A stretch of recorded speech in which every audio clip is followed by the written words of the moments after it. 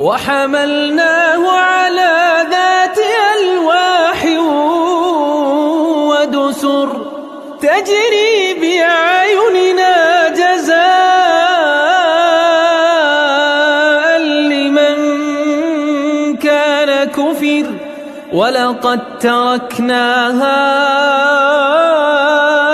آية فهل من مدكر فكيف كان عذابي ونذر ولقد يسرنا القرآن للذكر فهل من مدكر. Wa jama'ati syafi'iyatu, dan ulama syafi'iyah menggabungkan, ya, mengkompromikan bainal ahadisi di antara hadis-hadis, bi anna hadisa la yunajisu syai'un, bahwa hadis la yunajisu syai'un, ya, air yang tidak najiskan oleh sesuatu pun, kama dalla lahu hadzal lafdu, sebagaimana ditunjukkan oleh lafaz ini, redaksi ini. Wadalla alaihi hadisu baulil a'rabi, ya, dan hadis yang ditunjukkan oleh hadis kencingnya orang Arab gunung itu. Wahadis hadisul istiqazi, dan hadis-hadis tentang bangun tidur, ya, yang jangan memasukkan tangan, ya, ke dalam air sebelum dicuci terlebih dahulu. Wal ma'udaim, dan wahadisul istiqazi wal ma'i, ya, berarti, ya, dan tentang air yang tergenang. Wal wulugi, ya, dan hadis tentang jelatan anjing, ya, wulug. Laisat waridatan libayani hukmin najasati, ya, tidak mana ini?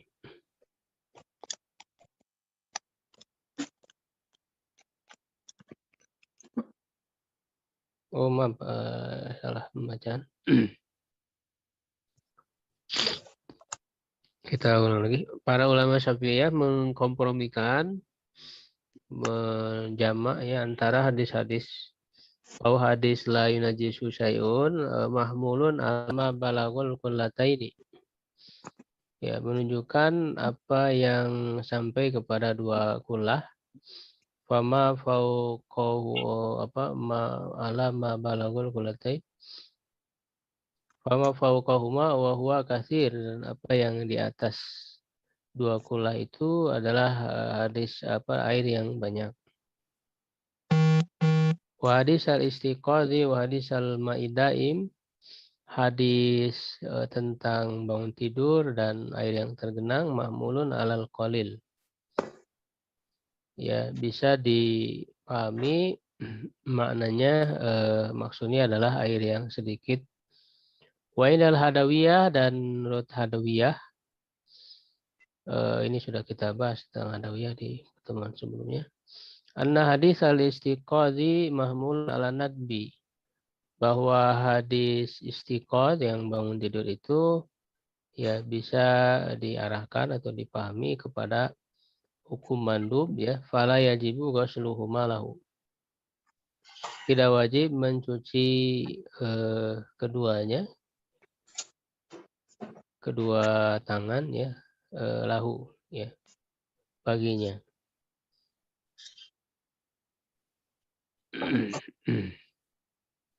Ya, jadi dalam memahami hadis-hadis yang berkaitan dengan air, ya, hukum air, ya, secara zahir, ya, bukan secara hakikatnya, itu bertentangan, ya, secara zahirnya.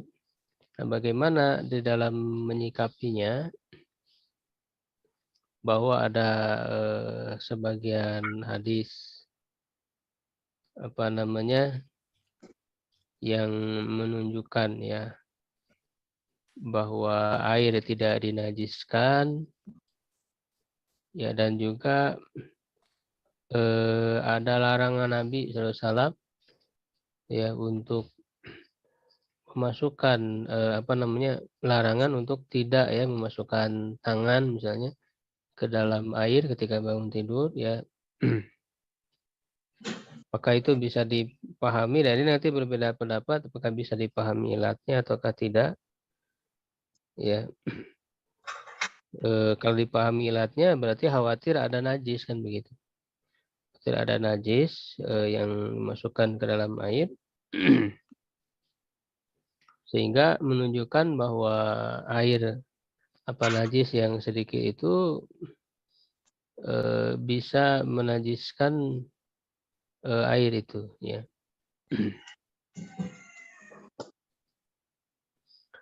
Nah, menurut para ulama Syafi'iyah ini dikompromikan ya bahwa hadis-hadis yang menunjukkan larangan memasukkan tangan ke dalam air ketika bangun tidur ya, dan juga hadis yang jangan kencing ya di air yang tergenang ya, berarti itu kan menunjukkan kalau bisa dipahami ilatnya berarti itu menunjukkan najis, bisa menajiskan ya. Nah, maka komprominya adalah itu dipahami dalam keadaan airnya itu sedikit ya, karena mereka membedakan antara air sedikit dan air yang banyak ya.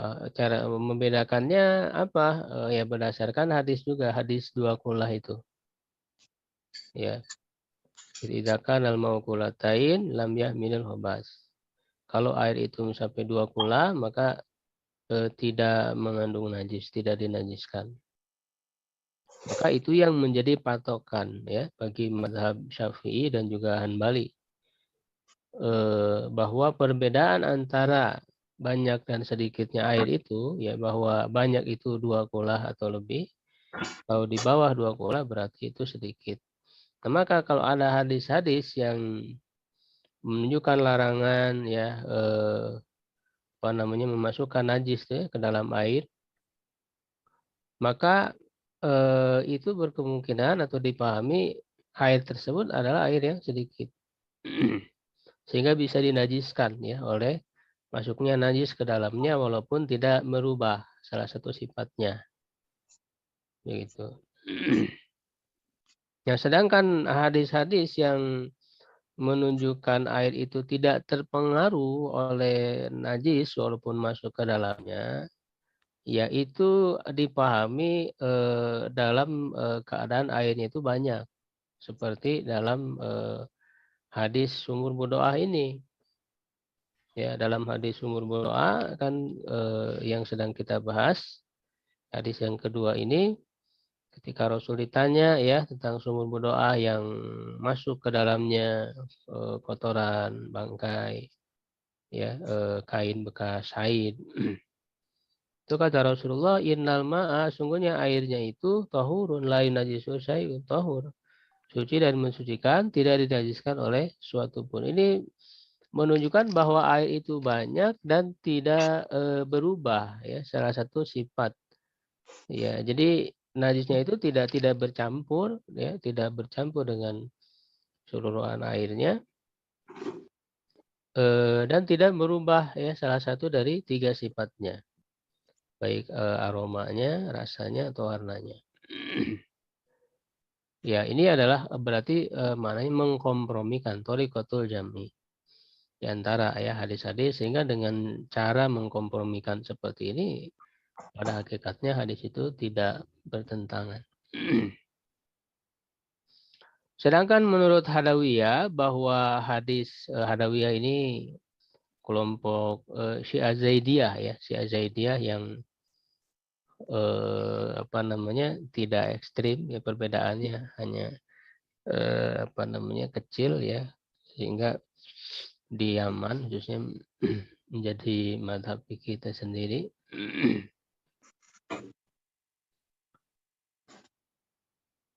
Sedangkan dan ini tidak tersebar ya, kalau yang Syiah tersebar sekarang itu Syiah Rafidhah yang apa namanya, yang ekstrim ya, sudah jelas banyak apa, kesesatan, penyimpangannya.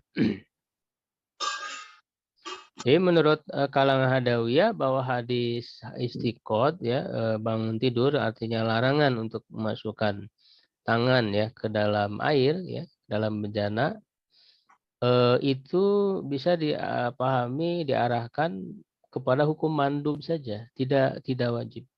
Memahaminya ini sebagai mandub, tidak wajib. Ya, berarti bukan karena ada najis.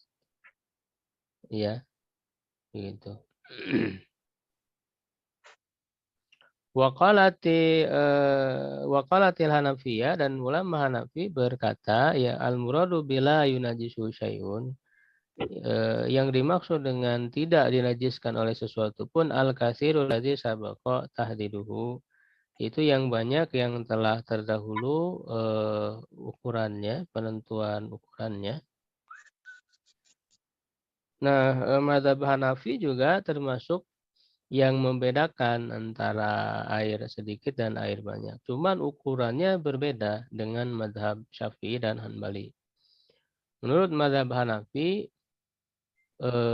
perbedaan antara sedikit yang banyaknya itu sebagaimana yang sudah ya, sebelumnya sudah dibahas pada saat atau belum.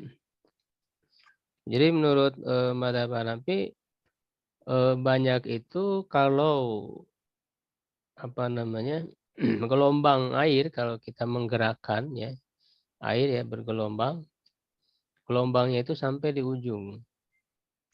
Ya, kalau sampai di ujungnya berarti itu sedikit ya. Tapi kalau tidak sampai di ujung maka itu banyak. Itu dengan istihad saja ya. Tidak ada nas yang jelasnya, yang sorrynya. Nah, sedangkan kenapa tidak menggunakan hadis dua kula? Mereka para ulama Hanafiya itu menilai ada kecacatan, wa qadahu fi haditsil qullataini bil ittirab. Mereka menilai adanya kecacatan dalam hadis dua kulah itu ya, dengan ittirab ya, dengan goncang, tidak ajeg ya, baik dari segi sanad ataupun dari segi matannya.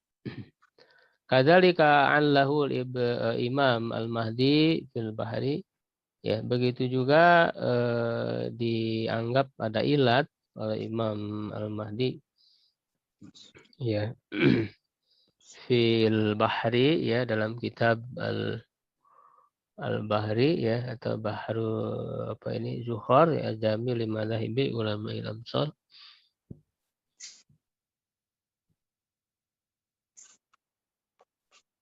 Dinilai hadisnya idhirab ya. Wa ba'duhum ta'awalahu, sebagian mereka mentakwilkannya, wa baqiyatul hadisi fil qalil.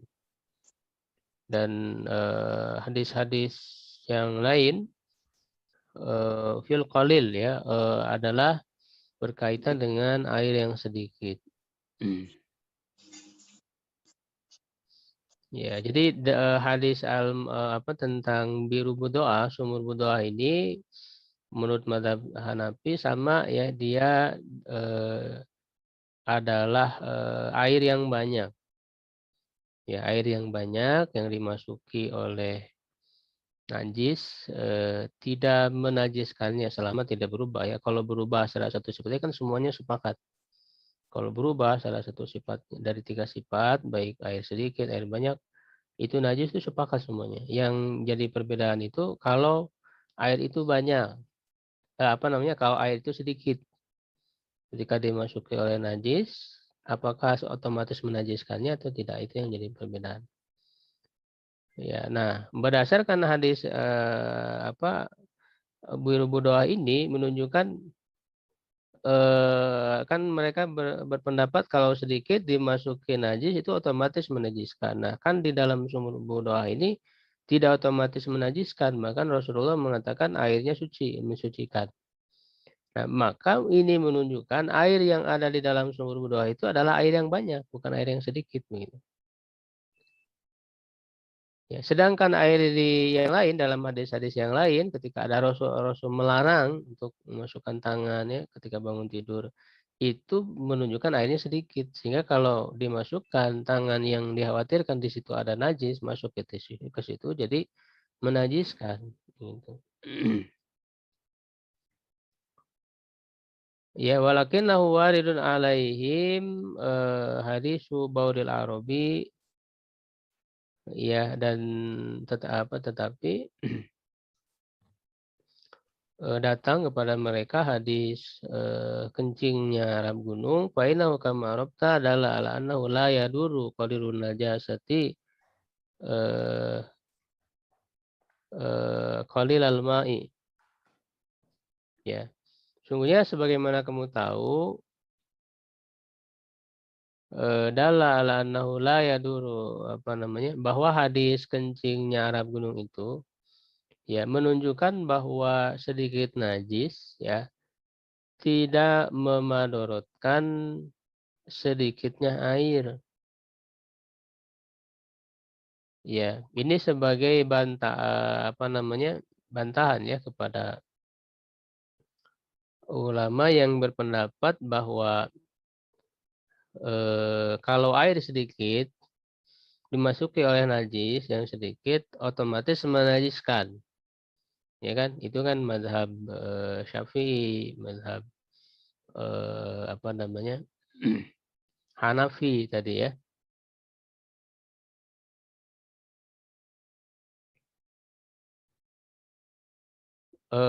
Yaitu kencing orang Arab gunung itu kan kencing di masjid lalu disuruh untuk disiram ya disiram. Nah, disiram itu kan artinya kemudian menjadi bersih ya tempatnya itu menjadi bersih. Nah, itu menunjukkan bahwa air yang sedikit yang dipakai untuk menyiram air kencing ya itu kan tidak menajiskan, tidak otomatis menajiskan.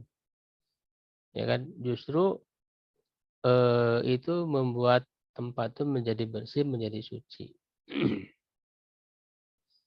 Ya, fadafa'athu syafi'iyatu bil farqi baina wurudil ma'i 'alan najasati wa wurudiha 'alaihi. Ya, maka para ulama Syafi'iyah itu menolak bantahan itu. Ini ada perdebatan ya di kalangan para ulama. Ya, dengan membedakan antara ya datangnya air kepada najis dan datangnya najis kepada air itu berbeda. Jadi menurut para ulama Syafi'iyah dibedakan. Ya, kalau dalam hadis kencingnya Arab gunung itu air yang datang kepada najis. Ya, air yang disiramkan kan, disiramkan kepada najis.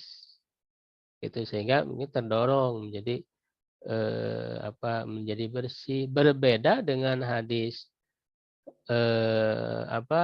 larangan memasukkan tangan ya ketika bangun tidur ke dalam air ya ke dalam air ya. Itu berarti kan kalau ada najis itu najis yang datang kepada air ya jadi antara air datang kepada najis dengan najis datang kepada air itu berbeda ya itu berbeda. Iza faqalu maka mereka berkata idza waradat alal ma'i najasathu kama fi hadisil istiqad apabila ya najis yang datang kepada air maka najis itu menajiskan air itu sebagaimana dalam hadis istiqad ya yang bangun tidur dan larangan memasukkan tangan ke dalam air ketika bangun tidur ya fa innahu la yadri aina batat yaduhu kan dan dia tidak tahu kemana bermalamnya tangannya itu. Ya dikhawatirkan dia memegang najis, yang memegang dubur misalnya gitu. Wa idza warada 'alaihal ma'u lam tadurruhu kama fi khabari baulil arabi. Ya, dan apabila air itu air yang datang kepada najis, maka tidak memudaratkannya, tidak menajiskannya ya sebagaimana pada hadis kencingnya Arab gunung itu. Jadi membedakan antara dua hal itu. Membedakan. Wa fihi bahsun haqqaqnahu fi hawashi syarihil umdah, dan padanya ada penelitian, pengkajian yang telah kami tahqiq ya, yang kami pilih yang benarnya, yang kuatnya di dalam hasyi ya, hasyiah ya, catatan apa pinggir atau syarah ya, penjelasan bagi apa syarihul umdah ya, syarah umdah, syarah umdatil ahkam. Wa hawashi dau'in nahar, dan juga hawashi kitab dau'in nahar. Ini kata Imam As-Sun'ani ya, penulis Subul Salam ini. Wa hasiluhu, dan hasilnya, simpulannya, annahum hakamu annahu waradatin najasatu alal ma'il qalili najasatu, bahwa mereka menghukumi ya apabila annahu idza warada, apa najis datang kepada air yang sedikit maka itu menajiskannya. Wa idza warada 'alaihal ma'ul qalilu lam yanjus, dan apabila air yang sedikit datang kepada najis tidak membuat air itu tidak najis ya, air itu tidak najis. Faja'alu illa ta'adami tanjisil ma al-wuruda 'alan najasah. Mereka menjadikan alasan tidak menajiskannya air adalah datangnya air itu kepada najis. Walaisa kadzalik, dan tidak seperti itu. Ini bantahan ya dari penulis kepada apa namanya, istidlal atau hujah dari Syafi'iyah ya. Bali tahqiqu, tetapi yang benar ya, annahu hina yaridul ma'u 'alan najasa, bahwa ketika air itu datang kepada najis, yaridu 'alaiha syai'an fasyai'an, datang kepadanya sedikit demi sedikit, hatta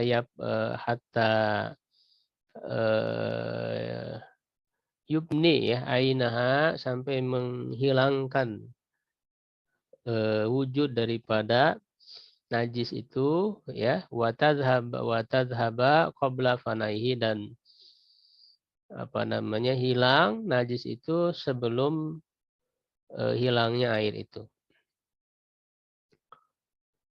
Ya, fala ya'ti akhiru juz'in minal ma'il waridi 'alan najasa, dan tidak datang bagian akhir dari air yang datang kepada najis, illa waqad tahural mahallul ladzi tasalat bihi, kecuali sungguh telah suci tempat yang najis itu bersambung dengannya. Ya, artinya apa, setelah bersih, telah suci tempatnya itu dari najis sebelum habisnya air itu. Au baqiya fihi juz'un minha, atau tersisa ya apa namanya, bagian darinya, yapna wa ya talasya, ya, hilang ya. Inda mulaqati akhiri juz'in minha yaridu 'alaiha minal ma, ya, ketika bertemu dengan akhir bagian akhir ya darinya, dari najis itu, yang air datang kepadanya, ya, kama tabnan najasa wa tatalasa, sebagaimana hilang dan apa namanya, menyerap ya. Talasa idza waradat alal ma'il katsir, apabila datang kepada air yang banyak, bil ijma ya, itu dengan ijma. Fala farqa baina hadza wa bainal ma'il katsir fi ibna'il kulli lin najasa, maka tidak ada perbedaan antara ini dan antara air yang banyak di dalam menghilangkan Apa fi ibna'il kulli dalam seluruhnya itu, baik air yang banyak ataupun air yang sedikit yang disiramkan itu ya di dalam menghilangkan najis. Fainal juz al-akhir minal waridi ala najasah yuhilu aina li kasratihi binisbati ila mabiqiya minan najasah. Karena bagian akhir yang datang ya kepada najis, bagian akhir dari air ya yang datang kepada najis itu menghilangkan wujud najis itu karena banyaknya dia. Ya binisbah ya dinisbatkan ya, dikaitkan dengan apa yang tersisa daripada najisnya itu. Jadi kalau dibandingkan najis dengan jumlah airnya, lebih banyak airnya. Falilatu fi adami tanjisihi biwurudihi alaiha, maka alasan tidak menajiskannya itu adalah dengan datangnya air kepada najis.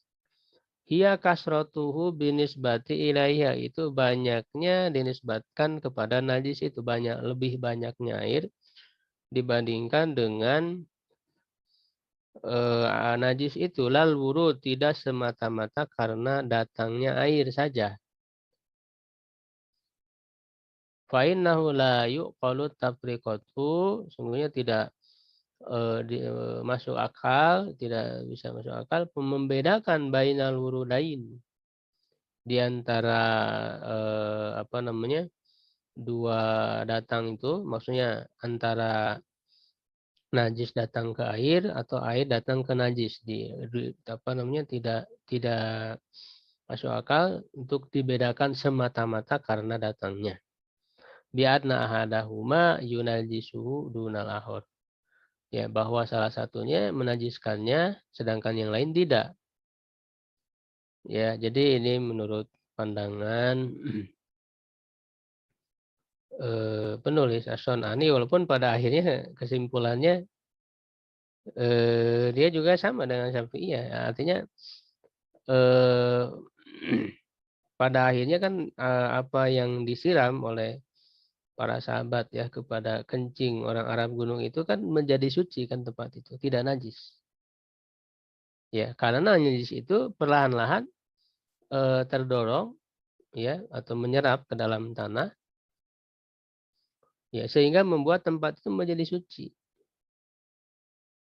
Begitu. Dan para ulama Syafi'i membedakan itu juga. Kenapa kemudian dibedakan antara air datang? Karena bisa juga tidak semata-mata datangnya, tapi dengan datangnya itu kan ada mendorongnya ya, mendorong najis itu, begitu ya. Sehingga pada akhirnya tetap saja bahwa antara hadis ya kencingnya orang Arab gunung yang disiram air itu tidak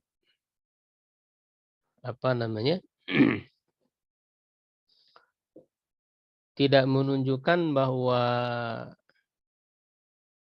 air yang dimasuki oleh najis itu yang sedikit ya, air yang menunjuk otomatis tidak najis karena sifatnya berbeda. Ini ada sifat mendorong gitu. Ya, ada sifat air itu mendorong najis. Ya, sedangkan air yang sedikit yang dimasuki oleh najis itu bisa jadi menajiskan. Jadi sebetulnya berbeda sifat antara kejadian pada kencing orang Arab gunung dengan hadis istiqad tadi ya, karena berbeda sifatnya sehingga tidak bertentangan, tidak menentangnya begitu ya.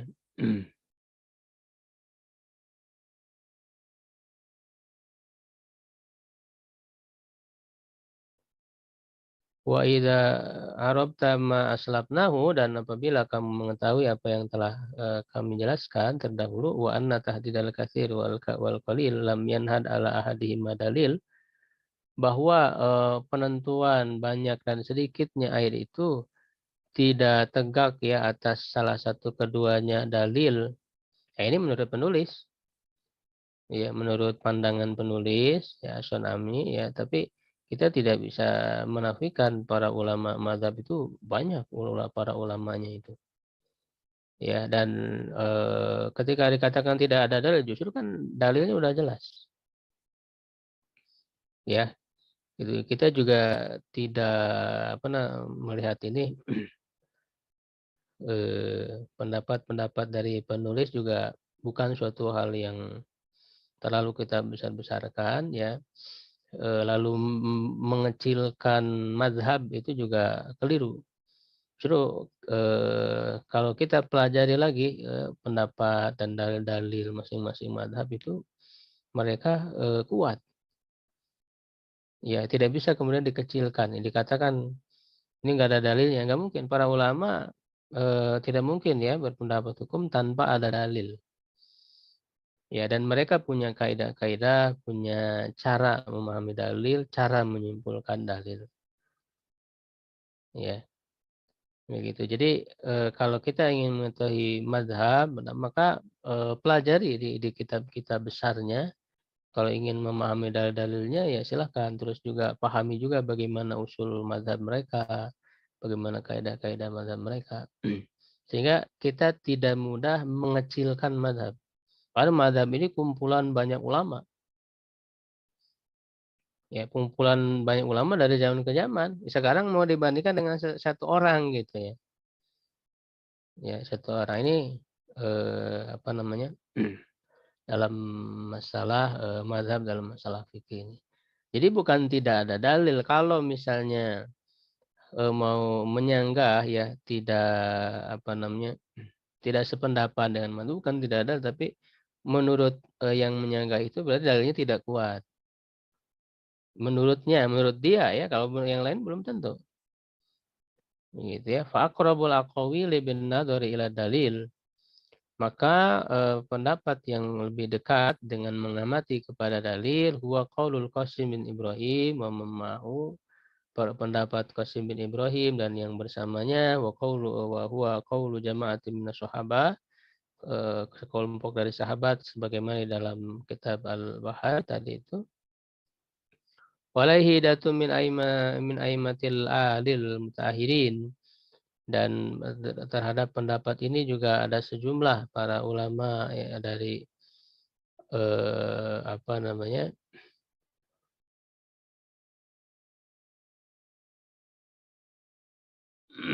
yang ulama-ulama apa belakangan Wahtarahu minhum al-imam Syarafuddin ya memilihnya antaranya adalah Imam Syarafuddin mungkin An-Nawawi ya. Wa qala Ibnu Daqiqir innahu qaulun li Ahmad ibn Hanbal ya wa nasarahu ba'dul mutahirin min atba'ihi ya membelanya sebagian ulama belakangan dari pengikutnya wa rajahu aidan min atba'i Syafi'i dan menguatkannya juga ya di antara pengikut Syafi'i Al-Qadi Abu Hasan Ar-Ruyani Syaibu Baharil Madhab qalahu fil ilmam